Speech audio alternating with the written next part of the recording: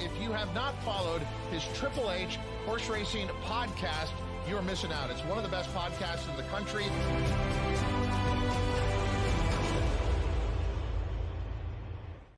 Good evening and welcome to the HHH Racing Podcast and our Kentucky Oaks preview. I am your host, Howard Kravitz. Thank you very much for watching tonight. It is the Run for the Lilies this Friday at Churchill Downs. A big field of 14 is to compete in the most important race for the 3-year-old girls all year long. It is the Kentucky Oaks, and what a field it is, and what a special undefeated favorite is in this race. In the number 11, Good Cheer for Godolphin. Can Good Cheer win this race? Will she win this race and stay undefeated? I've got a fantastic panel that's going to be here in just a minute to talk about everything about this race. We talked about just a little bit on our show with myself, Pete, and Paul on the late all grade stakes late pick 5 preview that just ended, but we're going to go into a deeper dive, and you also get to hear opinions of some very sharp young handicappers that I am so proud to have on this show. Please listen to us on Apple Podcasts, Spotify, and Anchor. We've got a great podcast or website, HHH Racing Podcast.com. And just very quickly, I'm sure everyone knows by now, if you've been watching, we have a very excellent Oaks Derby package. It's more than 20 pages. Go to our website, hhhracingpodcast.com. Click on the Power Picks tip sheet at the top, and you can find out how you can purchase the Oaks Derby package. It's a tip sheet for Friday and Saturday. It must be done by midnight tomorrow, Wednesday. So midnight Eastern Wednesday is the deadline to sign up for our special Oaks and Derby package. All right, let me bring on my co-host for tonight, who I just want to say before I bring them on screen, have just done a fantastic job really for the last week and a half, giving you the best information possible for the Oaks and Derby. And you can not only find them on this podcast, but some you can find a lot of other places. I'll let them talk first. From New Jersey, he is the co-host of Ben and Boozin', Mr. Patrick Kunzel. Also co-host from the Ohio State University, co-host of Ben and Boozin', Charlie Friedman. He's got a little bit interested in Sandman in the Derby, from what I understand. And then we've got our two great West Coast guys, two of the three fantastic West Coast guys that are co-hosts of our Pacific Horse Players show, which people can find on Tuesday, hosted by Noah Maher. They're also our two most recent new talents on the HHH Racing Podcast. First, Mr. Ryan Anderson and Jackson Muniz. Gentlemen, how are we doing tonight? It is time to talk about the girls, little girl power, and the Kentucky Oaks. How are we doing tonight? Doing good. Kind of, last show for us young guys, I believe. So wrapping up, one of the biggest weeks of the year, and excited for this weekend. Yeah, I'm starting to feel a little bit in my voice. I got to do that teaching thing too. I do have a full-time job. I'm starting to a little bit raspy, so Patrick's like, good. I don't have to hear him yelling and screaming. That's what I was about to say. Thursday, when I land and I see you in the airport, I'm going to be like, yes, I don't have to hear him speak too much. Wow, I just said yell. I didn't say actually speak, but whoa, okay. Like I said before, guys, if you're not familiar with some of these gentlemen, guys, we have over 4,000 or 5,000 views already on some of our shows. The support has been unbelievable and growing. So Jackson and Ryan specifically, some people might not be familiar with you guys. Ryan, very quickly talk about your podcast that you have with Jackson. You guys are on ABR. You're all over the place. So just tell a little bit about what else you're doing other than being co-host here on the HHH Racing Podcast. Oh, yeah. Obviously, aside from this, we got the Gallop Out on YouTube where Jackson, myself, and our other good co-host and friend Kaylee Shapiro, we do a show. We try and do a show a week. We've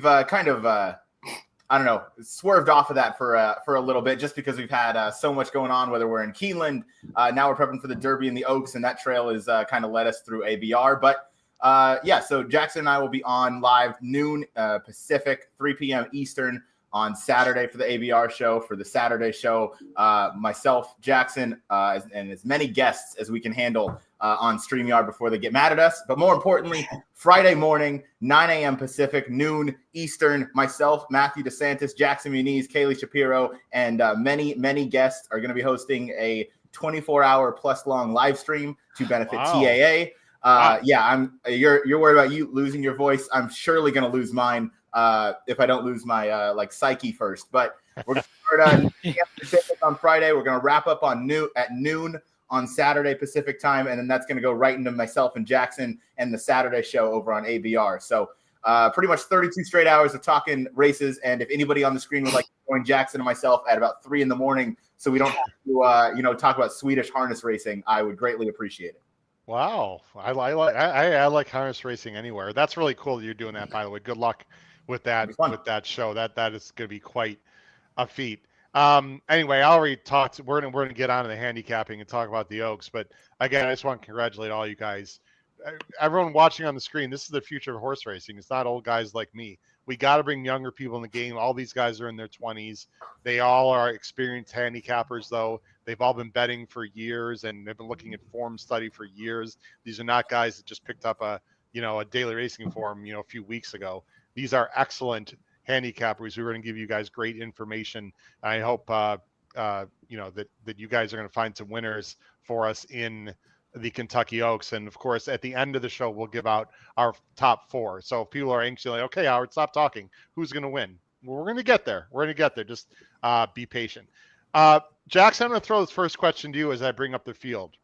We all know that Good Cheer is going to be a big favorite in this race. I wanted to bring up, I'll bring up the field here right now. We all know that Good Cheer is going to be the favorite, 6-5 morning line, undefeated. For you, is it as simple as Good Cheer and everyone else, or is it much more complicated than that? I think so, at least from a betting standpoint. I mean, I think Good Cheer is kind of the obvious one, right? And then after that, it's like I could see 5 or 6 other horses kind of being the second choice, and that's kind of the problem is where do you go next? Because the next tier, I would say, all look pretty similar in ability up to this point. It's kind of you gotta pick and choose which one is gonna be able to take that step forward and who's gonna get the right trip, and that's where you gotta try to find the value of it in this race. It's a tough one though, but I would definitely say Good Cheer is by far the horse to beat. Yeah, I think so. And I'm gonna just whip around here to ask you each one of you guys just a general question. Ryan, let's go to you next. The pace, and we're gonna show all the PPs and everything, just as a general snapshot for people that are not overly familiar and maybe only bet the Oaks and Derby and a few other races all year long, Breeders' Cup, whatever. It looks like it's gonna be a hot pace, as does the Derby. Is that how you see it? Definitely. I think there's a ton of pace, whether it's, you have Simply Joking from the 2 posts, you have horses from the outside. They're blanking on their names right now. But anyway, there's plenty of pace in this race. So it should set up for Good Cheer. Thank you. Quiet Side likes to be near the lead. You have Tenma, who can be forward. 5G and Lakara are both pretty pace dependent, and they both kind of need the lead. So I think there's a ton of pace in here. It should set up for Good Cheer, but the Churchill Downs stretch is long, so that gives a shot to, a horse like Ballerina d'Oro, Bless the Broken, Take Charge, Milady, minus the foot issue. So there's a chance that some of these closers come running late, but Good Cheer is the horse to beat, and I'm with Jackson. If I'm playing horizontally, it's pretty much Good Cheer and everybody else. Charlie and Patch, let me go you two. There's an excellent bet that I know was covered on this podcast last week, or actually earlier this week, about how you play the Derby. And I know you guys talked about the Oaks Derby double. I think it's going to be a very popular bet. There's going to be plenty of Good Cheer into journalism, I'm sure. Some gentleman named Matt that I think we know might be playing that double, just a sliver. Charlie and Patrick, would you recommend, Charlie, I'll have you go first. Is this the kind of race you want to spread in your Oaks Derby double if you suggest that to people, or just go with Good Cheer and then spread in the Derby, or spread on both, or single in both? I mean, for me, the answer is it's less about, the race itself, and it's more about what your opinions are. Like when we had our show yesterday, we were talking about Kyle Roscoe was very adamant about how strong he feels about journalism. So for someone like him, I would really push him to not use Good Cheer at all, or If you really want to just do single, that's fine, but otherwise use a bunch of horses into journalism. For someone like me who is not quite as high in journalism, and I like him, but I'm going to use him as an underlay and try to beat him in the Derby, I'd be more inclined to use Good Cheer with a bunch of others, but also because I do agree this race could be wide open. Like my personal strategy for that is going to be using Good Cheer with a decent amount of horses, and then maybe pick one or two other horses that I think have a chance and play them with my top choice or top two choices in the Derby.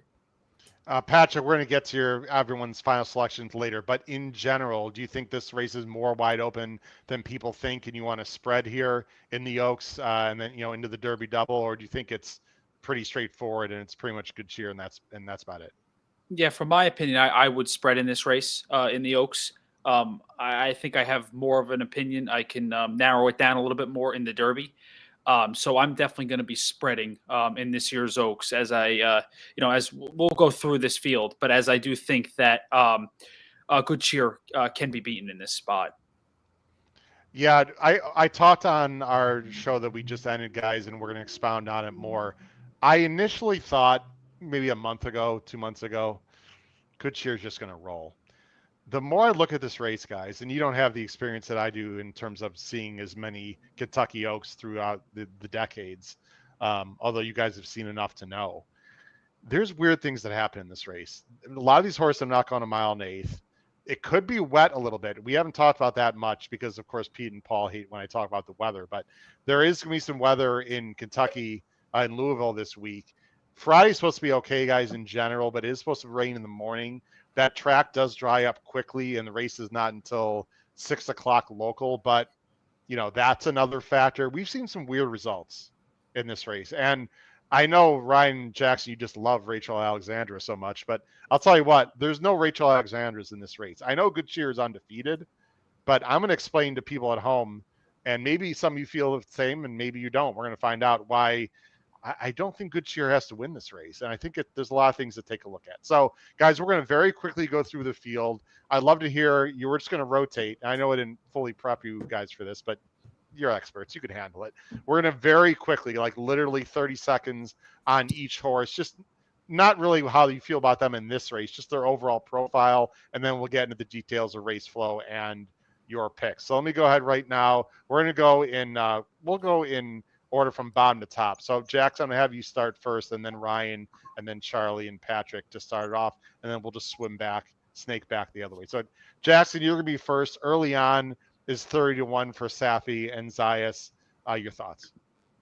Yeah, I mean, at least she's going the right direction, right? We know this is one of these horses that continues to improve. And when you're talking about a 30-1 shot, that's kind of what you're looking for, is a horse that's going to be able to jump up and be competitive. The problem is she's going to need another significant jump up to be competitive against the likes of these. But, she does have a good post. So I don't hate the idea of using her underneath, but kind of seems like an outsider for the win candidate. Yeah, I would say so. I mean, she almost beat Ballerina d'Oro, who I think someone on this screen has on top. So if you go off of that logic, interesting. Simply joking. Ryan, I should actually let Charlie Noah's not here. I should let Charlie talk about the horse because this was in their fantasy draft, which by the way was a fun show. Check that out, everyone. It was last week. Again, all of our let me just mention this, guys, with everyone on screen. Hold on 1 second here. If you go to our YouTube channel, just type in HHH Racing Podcast in the search bar. We have a whole separate section, ladies and gentlemen, of Kentucky Oaks / Derby previews. And last week's stuff is already, we have so many stuff going on, guys. It's already off the screen. If you just hit that back arrow, we have literally 10, 11 shows about the Kentucky Derby and Oaks. So we did do a show last week. It was a lot of fun. It was our fantasy draft. Charlie and Noah and Maher had Simply Joking as their top pick in the Oaks. But Ryan, based on what I said, you get to talk about her quickly, the number 2. Yeah, my opinion aside, she's improving coming into this race. She's had some really nice progressions. Obviously broke her maiden in a stake race in her 2-year-old season, and then came on nicely in the fantasy stakes, only losing by 3/4 of a length to Quiet Side, who is, I believe, half the morning line of Simply Joking. So, yeah, I mean, this one makes a ton of sense. I don't hate the post. Going to be forwardly placed and could certainly take another step forward, and that would put her right in the mix to finish on top. Hey, Ryan, real quick, sorry. Do you think this horse can get 2 turns? I like other horses to get 2 turns more than this horse. Even though this horse can get it, I like other horses more. Just asking. Yeah. Well, I said my opinion aside. You know my opinion. as I've heard and said a few times, they can all get 2 turns, Jackson. Just how fast can they do it? Look, I mean, she almost did it last time. I mean, she did get 2 turns. She ran very well, but I'll talk about Simply Joking a little bit later. I have some deep concerns in this race in particular about Simply Joking. Charlie Fondley, Eclipse Thoroughbreds, Grand Motion is 2 for 2. Not much to dislike, but she's a little slow. Gets IRAD though. Yeah, I would say from a betting perspective, there's a ton of dislike because with the connections, this horse is going to get wildly not wildly overbet because she doesn't have much of a chance, but she'll take too much money. The debut was fine. Came back last time out, beat early on, who we touched on earlier. I think the obvious natural concern is, she hasn't had that next race after that to see what she could build on, and kind of, flat, didn't really take much of a step forward from the last effort. I mean, if she sits, there could be some setup, but I don't think she wants to. But I don't know how fast she is. I'm not really sure what the positive angle is on this horse, to be honest. Wow. Wow. If you would give me the 1 or 2, I had something to build on. But I'll say something, Charlie. I would agree with you in general. I think she's going to be very good later in the summer. That's fair. I just mean right now. She could be a real threat later in the year. She's only had 2 lifetime starts. She's sort of a bigger filly. I agree with you in general. I don't think she has much of a shot in this race, but she's talented. She's just a little later to develop. Look, there's not much to say about Drexel Hill, Patrick, and I don't want to give short shrift to anyone. She did win the Busher. She has form that's improving. Whitworth Beckman is an underrated trainer. Ben Curtis is capable of winning races. This just seems like a really tough spot for her. But she's got some breeding and maybe underneath if people like her a little bit. Yeah, she's going to be coming from off the pace. We do know that. But Howard, you hit it on the head. She's going to need about a 10 to 15 point jump here to be in the mix. I'm just not sure she can do that. As she did face Simply Joking and Bless the Broken 2-back, and just really wasn't a threat to them at all. So she's definitely got her back against the wall in this spot. Charlie, how do you feel about Jim Plars on the bottom? So if the track plays like today, Simply Joking has a chance. Fort Sam won 43 and change and speed duel and held on. Today they did run at Churchill today. And by the way, they did get some rain earlier, but the rain wasn't quite as bad in general that people thought it would be. I think it's going to be good for the Oaks. It's just a guess because there is rain possible in the forecast the next 3 days, including Friday morning. But how do you feel about that? If it's speed favoring, obviously that favors Simply Joking, Charlie, but that also favors other fillies too. Yeah, no, I agree. I mean, again, we'll get into opinions later. For me, the thing I guess that excites me the most for Simply Joking is more so the post position. Okay. I'll talk about Quick Kick, guys. Boy, I liked her last year, actually better in the Breeders' Cup Juvenile. I think what I've learned about her, guys, is she just is not very effective or as effective going 2 turns.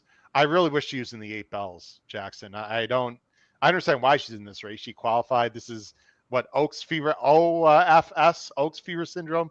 Just every time she runs, she makes a mill move and doesn't go on with it. I don't think she has much of a shot, even if the pace is fast. And I've got a lot of respect for Amos. I just don't like this horse at all. She's 30-1, but Rispoli might have some bigger fish to fry on Saturday with a horse named Journalism.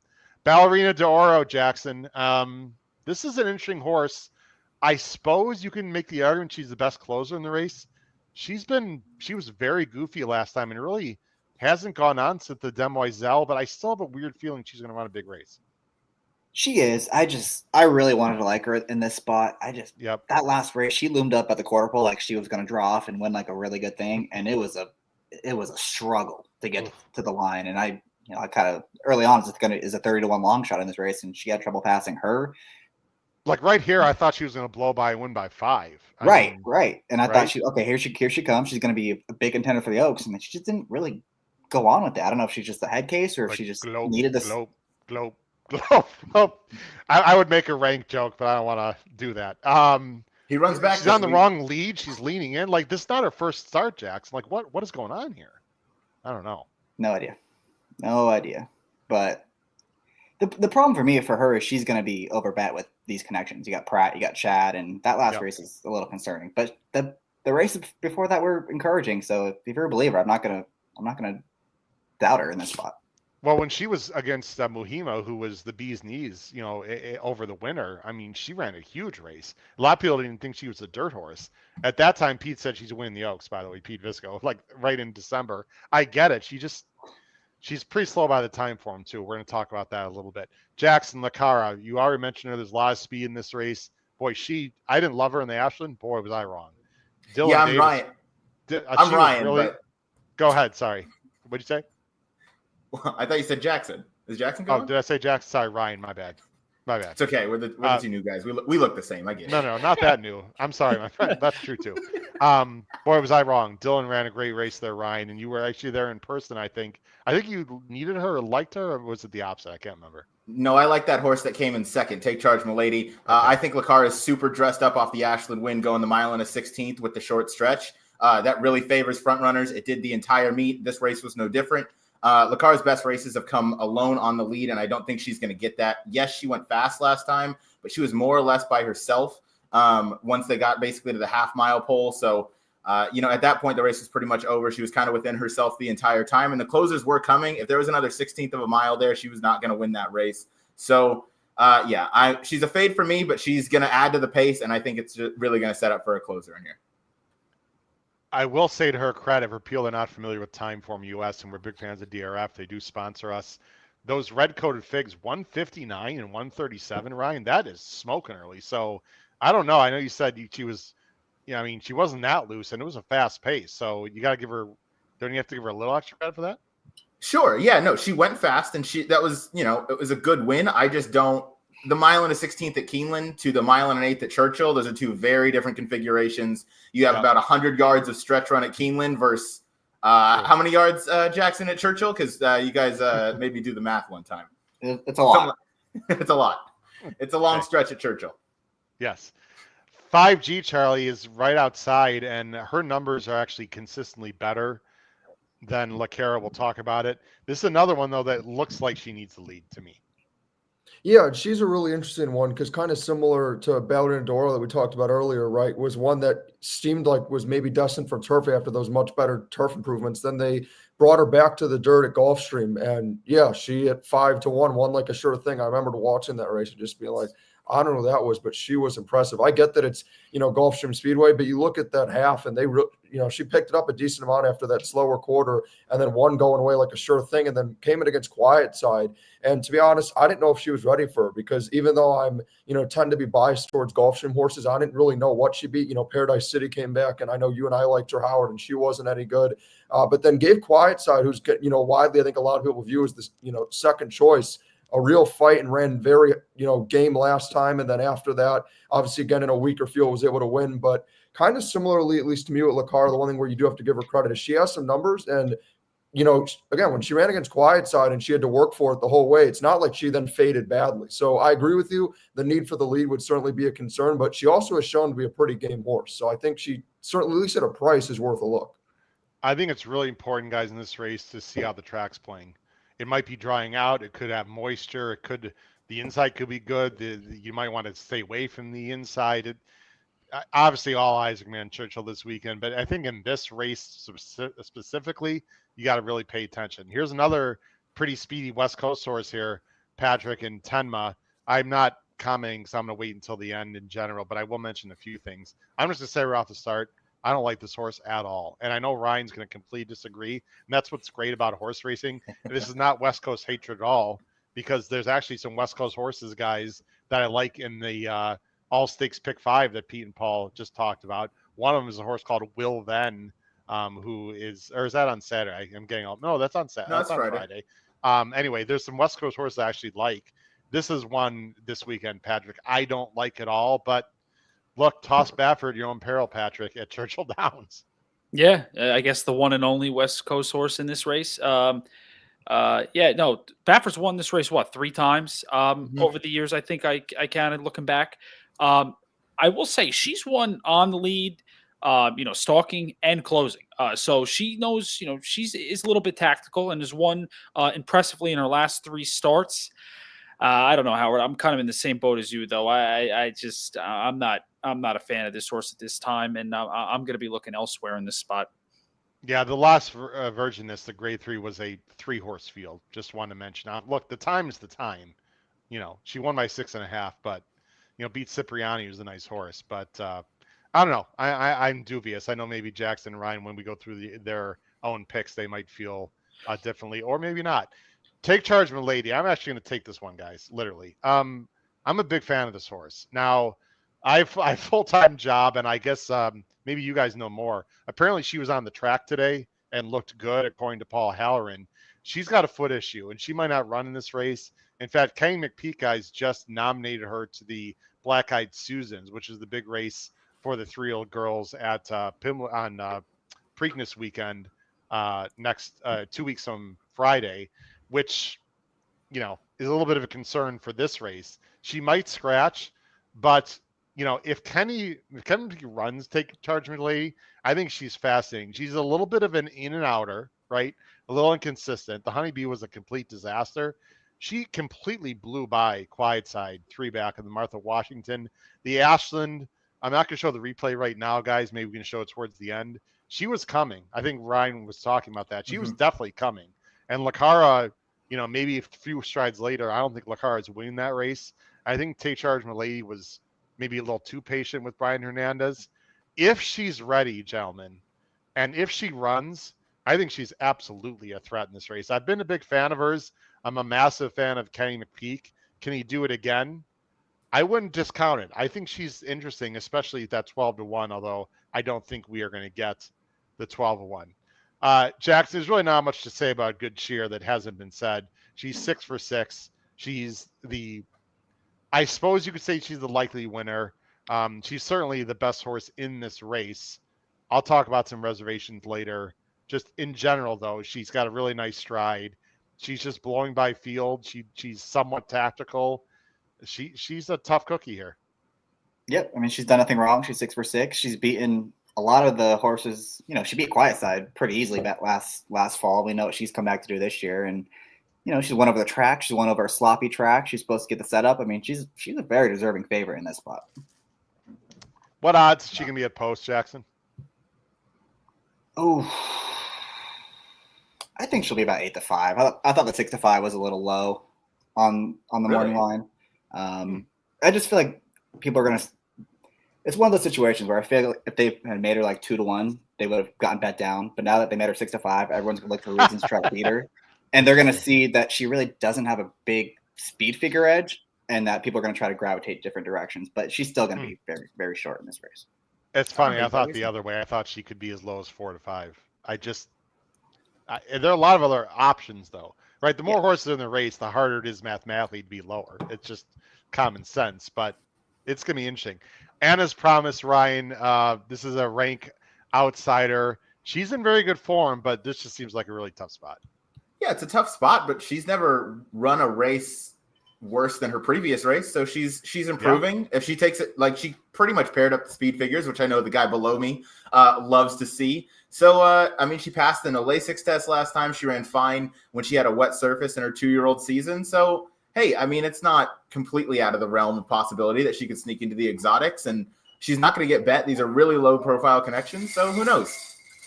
Charlie, Bless the Broken, I'm just going to say right now, is a horse I'm actually a little bit interested in underneath. I don't think she can win.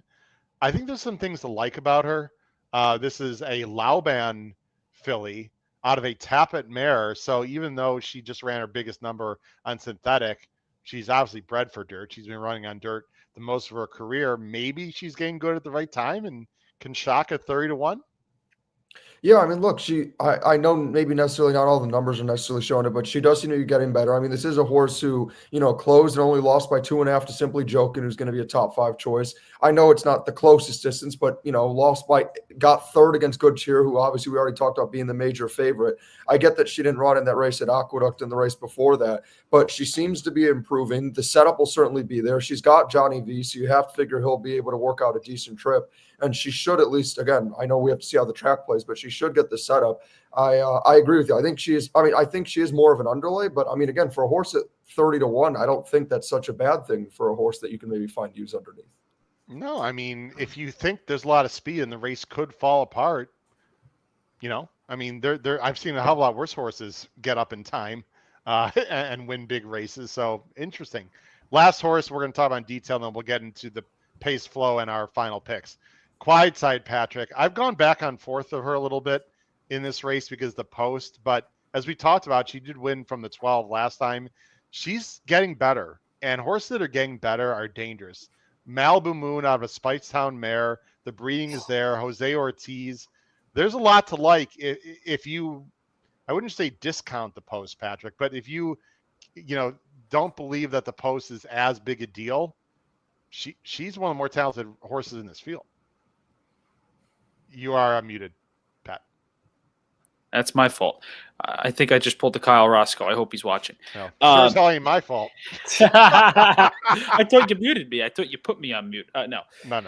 No, I do think, though, she's probably one of the few in here that the 14 hole is not the worst for her. She was I like looking back on their journeys. She was one of the talks of the Saratoga Summer Meet when she broke her maiden in ultra impressive fashion. But stayed consistent. The one thing, Howard, you do bring up the weather. I think she would not hate this track to be muddy or sloppy. She's run halfway decent on it. So I think she can sit a nice stalking trip because she has shown to be tactical in here, and she's in peak form coming into this. She is, and I don't want to give the wrong impression or wrong information. I don't think the track's gonna be sloppy. The weather's supposed to stop raining around lunchtime, and I think it actually could be fast too. But there's a chance that there'll be some moisture in the track. That's all I wanted to point out. She's dangerous here. If she got an inside post, she'd be my top pick. I'll just say that right now. I'm still a little concerned she's gonna be wide.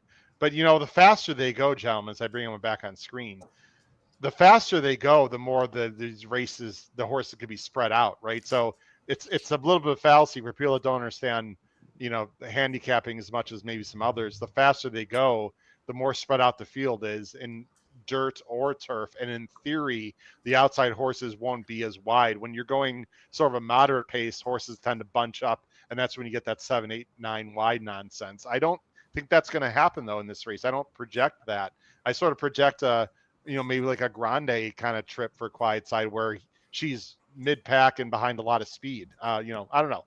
We'll see. All right, guys, let's get into the pace scenario quickly, and then we'll go into our top picks. I'm going to bring back the PPs here and go to the time form analysis.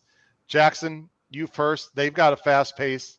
Do you believe Simply Joking will be battling out with 5G, or do you think something else could happen early?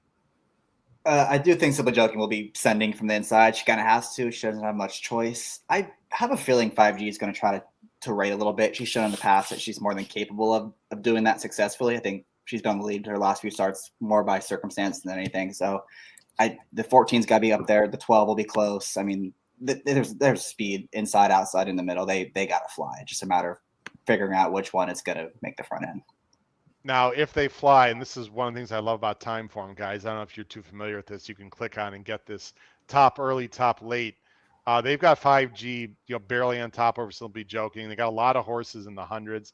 Anything, ladies and gentlemen, that's 100 or higher is to say it's good is a weird thing to say because some horses are fast early and quit late. But it's a fast. When you see numbers over 100, early or late, that means more. They're on the extreme, I think is the best way to put it. And then you got Quick Kick, who I don't like, but you got Ballerina d'Oro. Interesting enough, Good Cheer is fourth in the late pace ratings, but is 97. Plus the Broken, right behind her. Just saying, in the late pace ratings, it's going to be interesting. Is there a horse, Ryan, that you feel absolutely needs the lead to win this race, or are there several in your opinion? Lakara and Simply Joking, both, in my opinion, they need the lead. That's where they've done their best work. And I think that it's their proven style at this point. So if they both break cleanly from the gate, I think they both are sending. I'm with Jackson that 5G most likely has shown the ability to be able to rate off the pace. So I don't know that she's going to be a dead send. Even though she is quick early, I think I think the intention is going to be to get Lacara to the lead. I think the intention is going to be to get Simply Joking to the lead from the inside.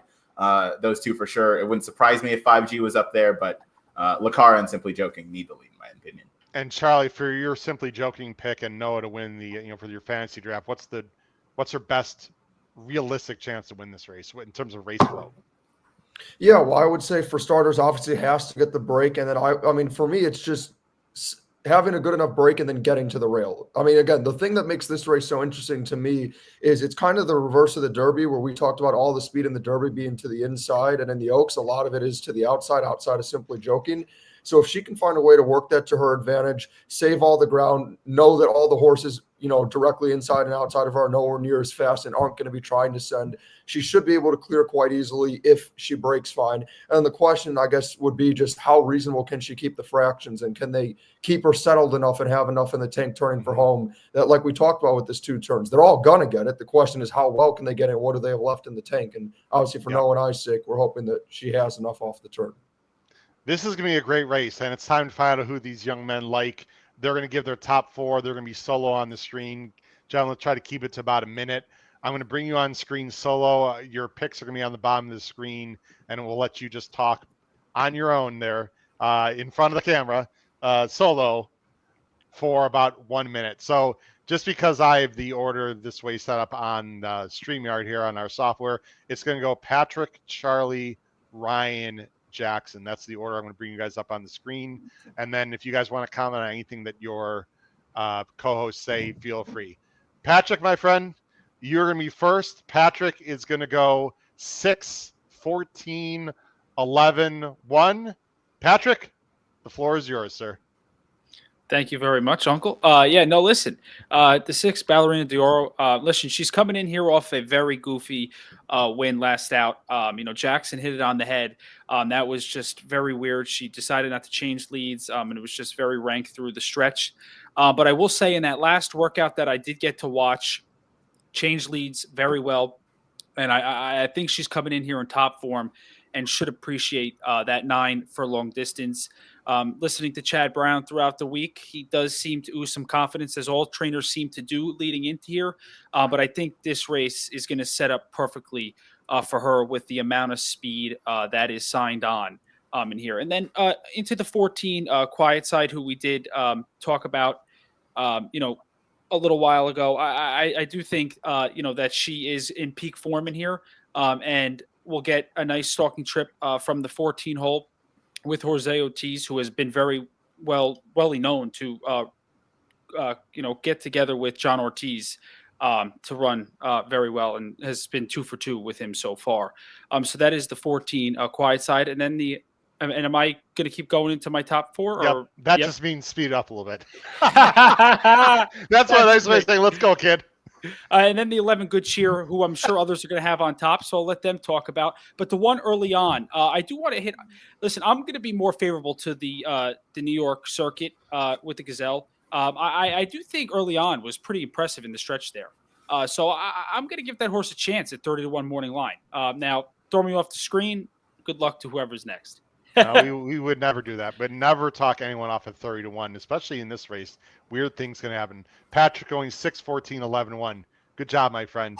Charlie is up next. Charlie is going to go 11, 2, 6, 14. He is going to chalk out with the favorite and undefeated Good Cheer. Charlie, the floor is yours. Yeah, Good Cheer is a horse that I can't help but have a ton of respect for. I remember when we covered her race second time out at Churchill Downs, we had a few concerns because, she was running at a small maiden special weight race at Horseshoe Indy, and Howard told us to not think anything of it because it's Brad Cox and he knows what he's doing. She then won that race in the slot by 17 and hasn't looked back since. So I'm not going to get cute there. I will obviously horizontally use other horses and in the doubles like we talked about at the beginning of the show, but I'm just not going to pick against the most consistent and proven horse. And I just, out of the favorites between the Oaks and Derby, I feel a lot stronger about her in the Oaks than journalism. So I'm going with her on top. And second, I am going with Simply Joking. she's really intriguing to me outside of just that Noah and I have her in the draft. I think, in my opinion, at least, I feel like lots of people are kind of disrespecting her and overlooking her. The reality is she's only had 3 starts. Like Noah had said in the chat, we don't really know 100% what she is or what she will be. We've only had 3 starts to work with. She gave quiet side all she could handle and ran really game. Again, only has had 3 starts. That was first off that mini layoff and now comes back again, is working monster in the mornings and is the only speed horse to the inside and will save all the ground. I think she is very sneaky in this race and could get it done. Then going into the 6 Ballerina Doro, I have no fault, Howard, with what Pete had to say with thinking she would win it. When she ran that race against Mahima, I kind of felt the same way. I was like, oh, is this the horse that's going to give Good Cheer a run for her money? I was really impressed there. Then ran a complete dud at Gulfstream and then was weird at Gazelle, but as Kyle has talked to us a ton about how inside favoring Aqueduct has been, so maybe that is part of it. I absolutely think she can get a slice. I'm torn on her because, like I think Jackson or Ryan mentioned earlier, though, the price is going to be terrible, but she fits in the setups there. And then Quiet Side, she has all the talent in the world. I personally just hate the 14 hole for her. Maybe she does prove me wrong and navigates it well. I just think it won't be so easy for her. And ultimately, I think she'll be the clear second choice, and I want to try to beat her, so I'll have her in 4th. I will say pretty mischievous 2 years ago. I think one from the 13 hole, just to bring it up to people that are home. So it absolutely can be done, but I agree. It is not ideal. Charlie, great job. Ryan is next. Ryan is going to go 9, 11, 6, 13. Wow. The West Coast bias comes through. I could say he's the only one that likes Tenma. Look, maybe Ryan is right. Maybe Vaffert's going to win. Would I be like completely, totally shocked? To be honest, I partially would be shocked, but you never know. Ryan, the floor is yours, sir. Look, crazier things have happened. Good Cheer's your most likely winner, probably by far. But she's not a great bet in this race. She's not going to provide any value.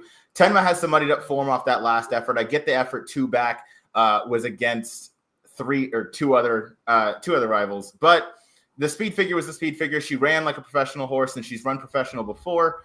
So I want to give her a shot here. She's a bit of a dark horse. Baffert said that he didn't really like how she was running the last time in the Santa Anita Oaks in terms of just the track was a little deep and she was just kind of, paddling along there. So I'll give her another shot. She's come in here. She's obviously trained well, as a lot of these contenders have, but I'll give a look to Tenma there. The 11, Good Cheer, is my second choice, who obviously she's the most likely winner, but I'm just trying to beat her with, get creative with Tenma here. The 6, Ballerina Doro. Patrick touched on. Those were a lot of excellent points. I just don't think we've seen the best of this filly yet. I think that 87 in the Demoiselle is who she can be on her A race. And I think that the 2 efforts so far this year in her 3-year-old season have been, B races. I think she's coming into this nicely, and I look forward to a step up. And lastly, the 13, Bless the Broken, gets a huge upgrade if this track is muddy as well. Just a long shot that's going to be coming late from off the pace. It's going to heat up. And hey, again, crazier things have happened. Will Walden, Johnny V. I mean, Johnny V's a Hall of Fame rider. He knows how to win this race. I'm going to use Bless the Broken a little bit horizontally and vertically. I could be way off the mark on that, but just my feeling. Ryan, thank you. Jackson, you are, second to last, because I'm going to go last and bring up a few things that we haven't talked about. But Jackson is going to go in the 2025 Kentucky Oaks, 11, 8, 14, 10. I like Jackson to chalk out, so people better pay attention, because when Jackson likes a favorite, that must mean that favorite is pretty damn good. You're like me, Jackson. You try to find those, sneaky mid-price horses or, whatever, but not in this race, my friend. Jackson, the floor is yours. Yeah, Good Cheer, man. She checks every box in this race for me. She's undefeated. She's improving with every single race. Her numbers are the best in the field. She's supposed to get the right setup. She's got the connection. She's got to win over the track. She's got to win over a sloppy racetrack. I mean, every angle I can look at this race, I think she checks every single box. I have no interest trying to beat her in this race. Even that last number, I've heard some chatter that the inside at Fairgrounds that day was very favorable, and she was wide the entire way. I think you can upgrade that race too. So I think she's going to stand out. She's going to win. I do like the 8 though to get second. I'll have a nice full exacta 5G. I think she's the best of the speed, and I think she's the one that might just sit right off and get the best trip in there at a bit of a price. Quiet Side's very obvious too as a third choice, but she's just going to be marooned out there and will be a little bit lower than 5G will. And then I really wanted to use the 10 all week, and then the news of her with the foot issue, that just concerns me a lot. Even if they do end up running it, it's just a big red flag. I don't really want to spend too much money trying to bet her in this spot. I understand. I'm going to go with my picks, and then I'll bring myself back on screen with you guys and talk about Good Cheer a little bit, because that's the horse you got to talk about. So here are my picks on the screen. I'm going, this is a tough call for me. I'm going 10, 11, 14, 6. Now, Take Charge, Milady, I could change my picks, guys, based on news. But I will say, if she runs, and I'll put myself full screen, if Take Charge, Milady runs, and Kay McPeak thinks she's ready, she's dangerous. I absolutely think she's dangerous. I know the foot is definitely a concern. I wish that had not happened. But I mean, if Kay McPeak thinks she can overcome that, who am I to question Kay McPeak in this spot? And I'm looking to get a price. Obviously, Good Cheer can win. There's no doubt about it. She's the best horse in this race. We don't need to talk about her anymore. She can be very tough in this spot, but I have some reasons I want to bring up to you guys and get your opinion as we end the show. Why Good Cheer doesn't have to win this race. Then I've got Quiet Side and Ballerina de Oro in fourth, and Bless the Broken would be my complete bomb to close up and get a piece in this race. Here's what I want to do, guys, to end the show. I'm a big believer in Timeform US. DRF sponsors us. We thank them for everything. I just want to give food for thought, and I talked about this on the last show with Pete and Paul, because I think a lot of people are just handing this race to Good Cheer. And look, I get it, but there's two things, and I want to hear your guys' opinion, that I think have to be mentioned, okay? The one thing is the Timeform US pace figs. Good Cheer, guys, is really not that much faster than many in this race.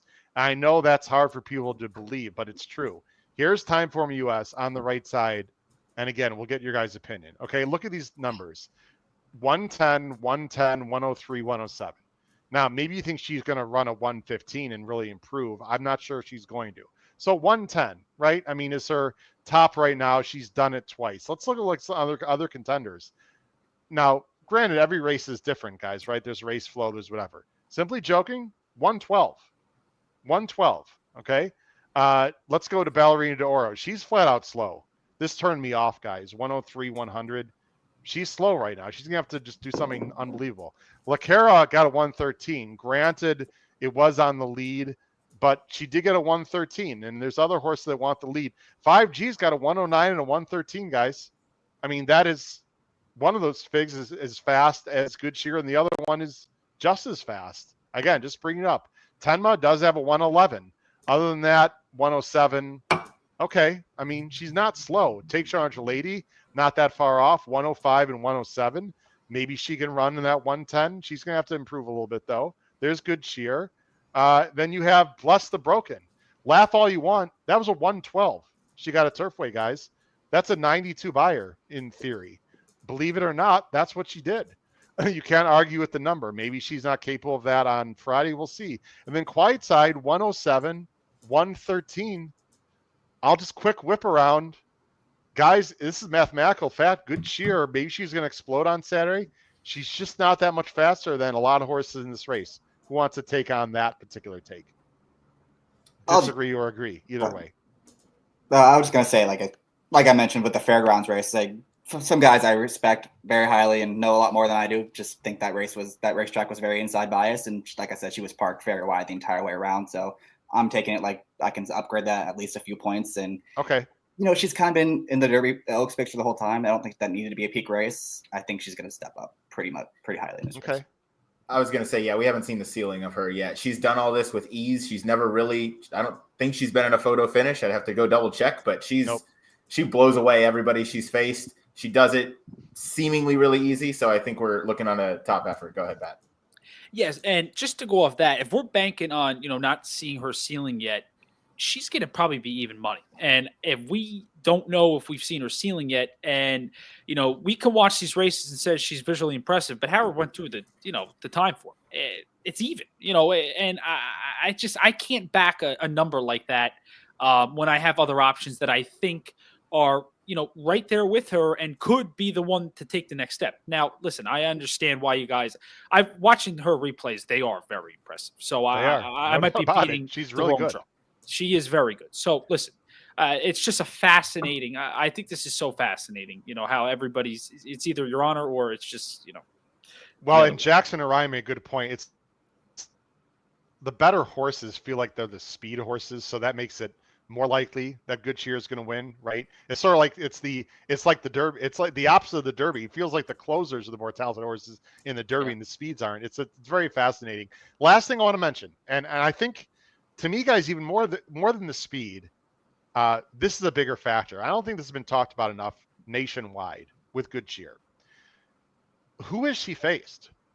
I mean, there are a lot of horses, guys, in this field she's never faced.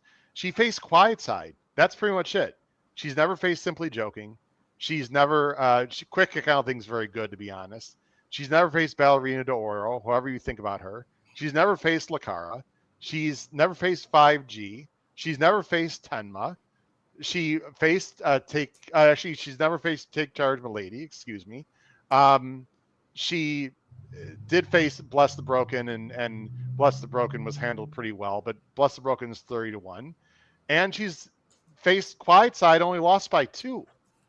I mean, guys, most of this field she's never faced. She hasn't beaten much at all. So while she's looked visually impressive, Charlie, who's she doing against? I don't know. I'm not saying she's going to lose, guys. She'll probably win by 3 or 4. I don't think she's a slam dunk in this race at all, Charlie. Not at all. Well, I think a big part of it, and we did this on our show when it was the young guys doing the How to Bet the Derby, and we were going through some of the main contenders and saying what odds would you take. And I think what Patrick's conversation kind of was making me think is that's what came to mind. I think ultimately for this race, that's kind of how you have to see it. Is it doesn't just have to be, do you think she can win or not? Would you bet her or not? I think part of it does have to be from a value perspective. I mean, if we all agree here, she's going to be somewhere from 6 to 5 to 4 to 5 realistically. I mean, I know for me personally, even though I have her on top, that's not enough value for me because I do think she's the best in this field. I don't think that's the best yet that we've seen from her. But I also don't think she's already or will be necessarily that much better that she should be at that low of odds. So that's why I'd have to find ways to create value with her in other ways. It's also why, vertically I would never use her. Why, in doubles I probably won't use her. Now, in the Oaks Derby double, because I have some opinions that aren't journalism related and because of how big that pool is, I can get value. I think it's there. But I think that's a part that we haven't talked enough about on her is less about necessarily how much she separates herself enough. But do you think she separates herself enough potentially that she's even worth considering playing at those odds? Or how would you play her because of that?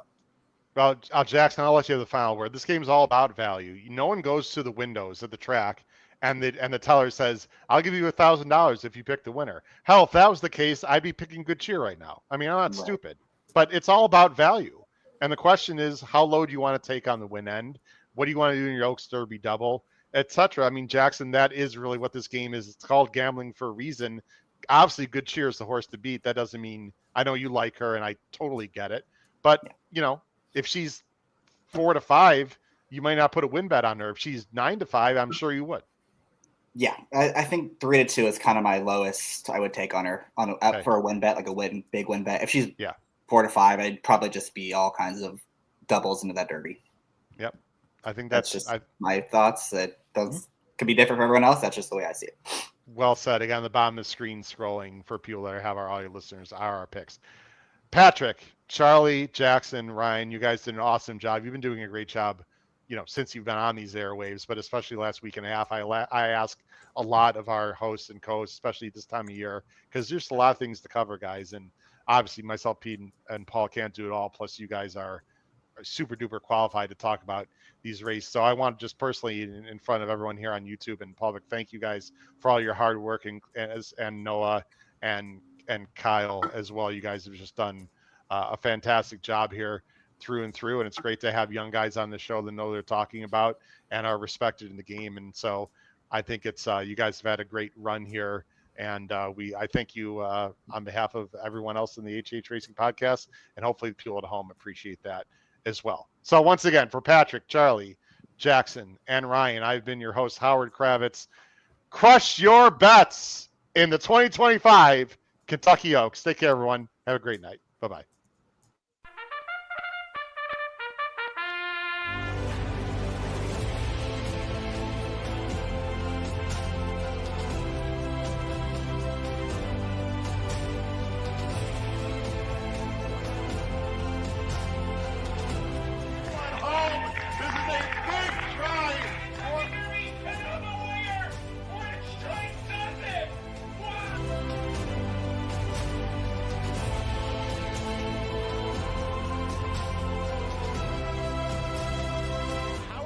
methods. If you have not followed his Triple H horse racing podcast, you're missing out. It's one of the best podcasts in the country.